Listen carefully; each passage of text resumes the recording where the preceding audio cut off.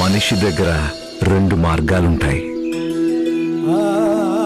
ఒకటి వాళ్ళు భగవంతుడి మీద విశ్వాసం ఉంచాలి, లేదా మూఢనమ్మకాల మీద. భగవంతుడి మీద విశ్వాసం ఉంటే అప్పుడు ఆ విశ్వాసం పటిష్టంగా ఉండాల్సి ఉంటుంది. పరిస్థితుల వల్ల దానిలో మార్పు అనేది రాకూడదు.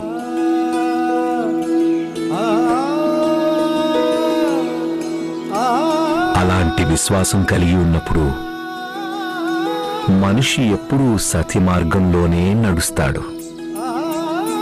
ఆ విశ్వాసం వారికి శక్తిగా మారుతుంది. ఎటువంటి పరిస్థితులనైనా ఎదిరించగలుగుతారు.